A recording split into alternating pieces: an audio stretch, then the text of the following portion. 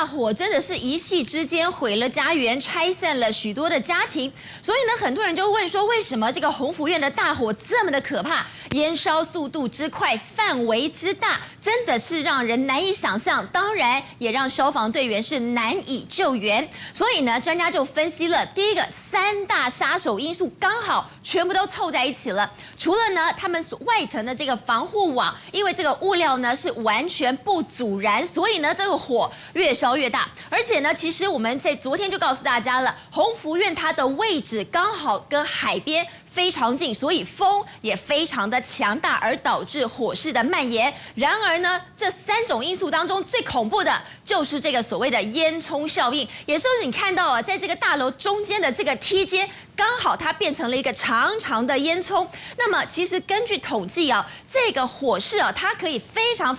从这个梯间的这个烟囱式的地方迅速蔓延，有多快呢？1秒钟就可以往上烧1层楼。所以呢，鸿福院总共31层楼，等于说浓烟从1楼上到最顶楼只需要半分钟31秒的时间。大蓝帽。鸿福院住户在顶楼眼见其他大楼已经起火，相当紧张。前一秒还看着大楼狂冒浓烟，下一秒火光冲出31层高的大楼楼顶。我电话拿先走啦。住户逃出后，看见火势随着连在一起的鹰架及防尘布跨洞燃烧，居民生死一线。爆炸咁喎，燒到幾棟啊？燒到3座。3、4座而家。高温浓烟顺着大楼往上窜，烈火随之只花10几秒就冲上大楼楼顶，这就是火场最让人担心的烟囱效应。就像楼梯间、管道间、天井，它就会造成一种烟囱效应。那烟的1秒大概1个楼层哦，所以1秒1个楼层大概是3米。这一次的这个鹰架在这边，外墙在这边，中间会有空间。这次鸿福院的烟囱效应不只发生在大楼内，大楼外墙拉皮工程蒙上防尘布，形成另一层烟囱效应的管道。理论上31层楼高温浓烟攀升，仅需31秒，火焰也会随之往上烧。而鸿福院就位于海边，根据居民的说法，火势是从靠海边的大楼开始燃烧，在干燥的东北季风助长之下，火势一发难以收拾，维持燃烧的速度就会比较快。那它外墙铺的都是一些，如果是一些易燃的这个防护网所以它烧起来很快，但是可以预见得到，而且在外面有空气的补充。消防员梯车出动洒水，不过高度极限只到大楼的一半，难以控制火势。等到大火席卷7栋楼，又因为温度太高，现场不时掉落着火的建筑碎片棚架，迫使消防队员无法逼近。从防护网到自然现象，各种不利因素全部出现在火灾现场，酿成了香港有史以来最严重的惨剧之一。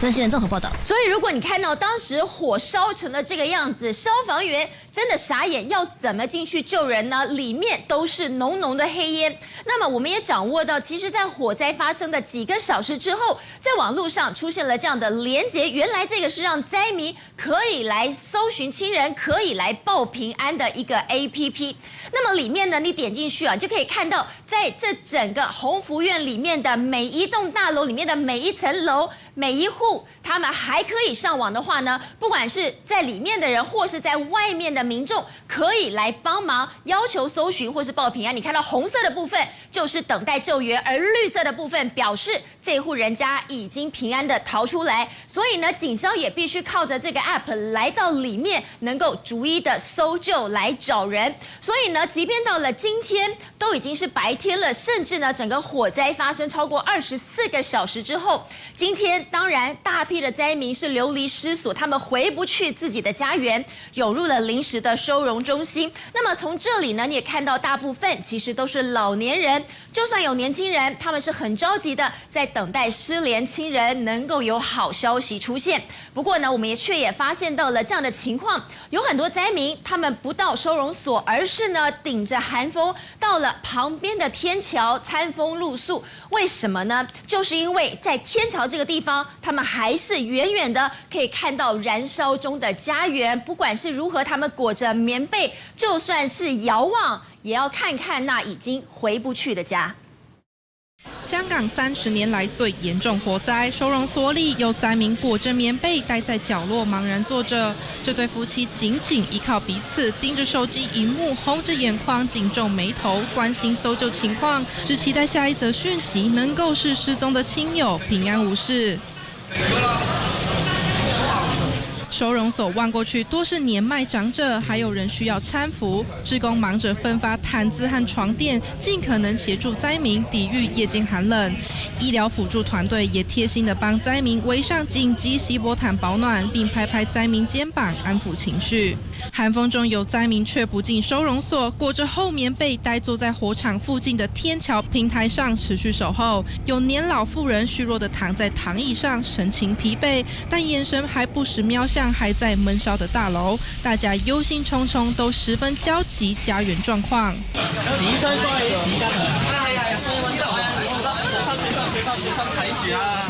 民众接力传递箱子，街边堆满一箱箱民众捐助的物资，有牙膏、卫生纸等等，希望尽力协助灾民。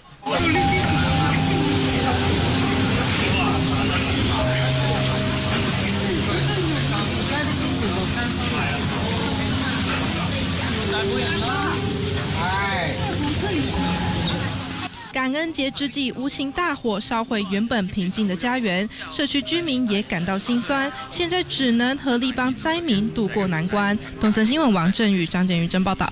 我们持续来看到香港宏福苑的这一场大火，其实呢，从昨天晚上的这个时候，我们就已经开始报道了。而现在呢，整个大火延烧超过了30个小时，还会有生还者奇迹似的生还吗？告诉大家，的确呢，稍早有好消息传出，又找到了更多的生还者。那么在这个火势啊，大家也看到是非常非常戏剧化的，因为呢，虽然一度在今天清晨的时候获得控制，但是呢，似乎是一下子春风吹又生，而且下午呢风势增强，还没有完全扑灭的余火，竟然又重新复燃。所以呢，虽然在下午有找到生还者，但是更多的是呢，住在这里面的民众这边的居民，还是着急的在外面等候自己的亲人能不能够无恙脱困。所以今天下午开始，警消进入到现场，而火势呢完全扑灭的低楼层开始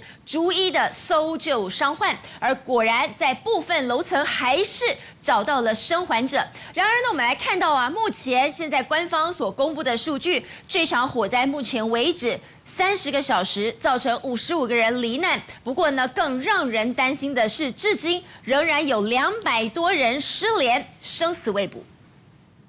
沿着香港宏福苑社区空拍，浓浓黑烟直窜天际，和后方蓝天形成强烈对比。大火持续延烧超过1天，都还没完全扑灭。大楼外墙维护工程的防护网几乎烧个精光，甚至外墙被烧到看起来结构都被破坏，感觉整栋大楼一碰就碎。虽然大楼外观中午时分已经没有明显火光，但根据烟的颜色判断，长时间呈现黄灰色，代表建筑内部持续闷烧。果然，下午風勢增強，沒有被撲滅的殘火又開始燃燒，擔心家人安危的民眾都急哭了。兩個人希望嚟到啦，咁得廁所水全部斷晒㗎啦，啲水已經水電全部斷晒，我哋都好擔心㗎。嗰度有好多海水可以救嘅，抌兩個水彈落去，我覺得鹹水就鹹水啦，係嘛？由于火场温度依旧很高，因此现场消防人员的水线只能在外围持续洒水降温。消防人员不敢展开地毯式逐层搜索，救援进度严重缓慢。尤其宏福苑社区8栋大楼一次连烧7栋，伤亡人数短时间难以清楚估算。宏福苑位在香港新界北边，靠近深圳的大埔区。由于地理位置靠海，因此起火时海风一吹，助长火势蔓延，一发不可收拾，酿成这起重大悲剧。这场火延烧超过24小时，还传出有上百人失联。现在外界更关注，等到火势一旦控制，警消全面进入搜索，很有可能就会导致整个死伤人数快速攀升。以上是东森新闻杨一平、林志访在香港的采访报道。好在香港大埔的火警现场，鸿福苑入夜之后呢，又发生了复燃的情况。我们可以看到呢，其中一栋大楼大约是高楼层的地方，我们从外呢目测是至少25楼，接近顶楼的地方呢，25到30层楼的地方又冒出了熊熊火光。可以看到火舌呢是直接从窗户窜出，而且呢还不断冒出黑烟。而这个高楼层呢是目前我们看来呢整个云梯车抵达不了的地方。而其实下午呢火势是一度都已经控制住了，从外观呢是看不到任何火舌，但是呢下午之后呢有一度呢开始起风，疑似是因为风势来了，导致里面的积热呢导致这个死灰复燃的情况发生。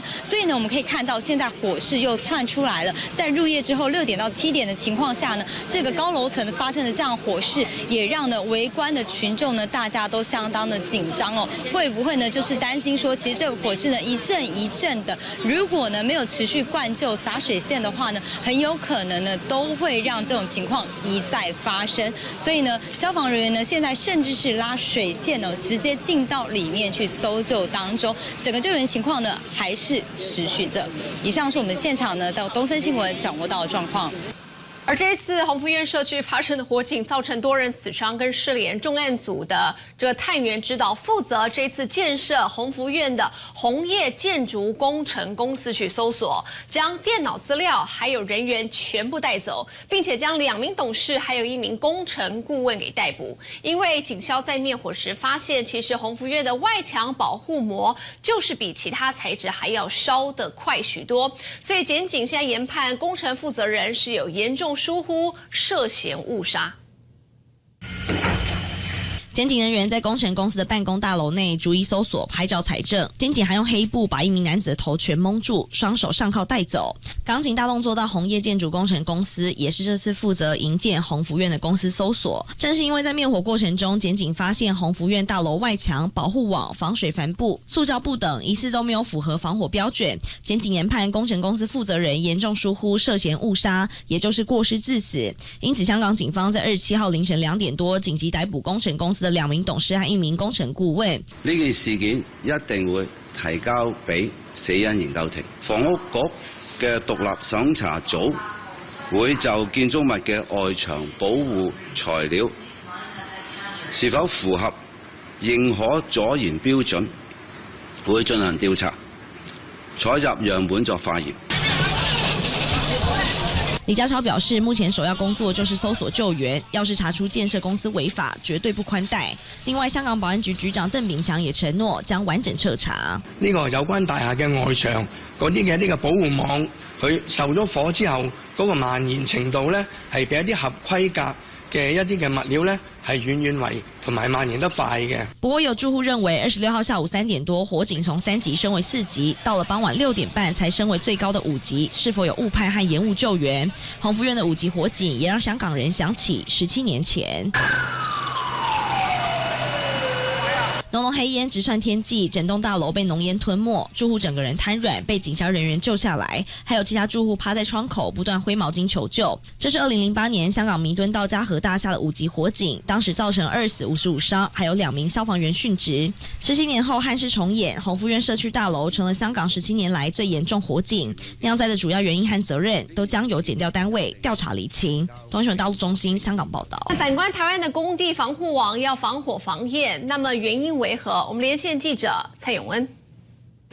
好，没有错，香港是发生了严重的火警，那究竟会造成火警的原因是什么呢？一开始大家讨论可能是因为香港习惯使用竹制的鹰架才造成火灾，不过后续呢，目前大家指向可能是因为鹰架外头的防护网没有依照香港的规定有做到防焰防火的效果。那究竟呢，我们回到台湾来看台湾的现况。根据专家指出的说法呢，台湾的防护网其实并没有要求要防焰，而是只有要求要防坠。原因是什么？来听专家怎么说。我们台湾的鹰架基本上大多都是用钢制的，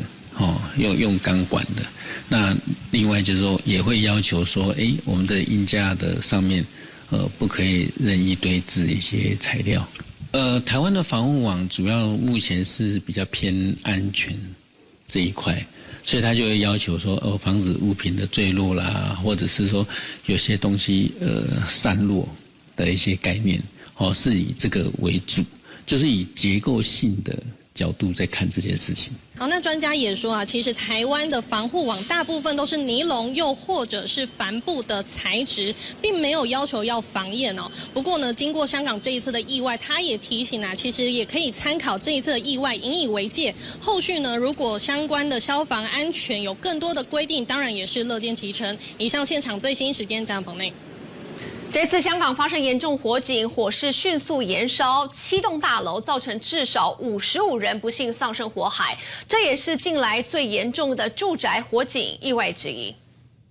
市长、议长，你们好哈。那因为今天在总质询之前我这边代表国民党团，对于说香港大火造成重大的一个伤亡现在已经有传出44个人死亡，这个重大的一个悲剧那包括赖清德总统在脸书都有表达哀悼。那我们在总质询之前，可不可以为这一个悲剧，我们先表达默哀10秒钟？我们所有，那我们请在场同仁大家一起起立，先默哀1分钟。好，今天是北市议会总质询第一天，国民党团书记长李明贤就提出所有人一起默哀1分钟，也希望台北市府要引以为戒，重视公共安全问题。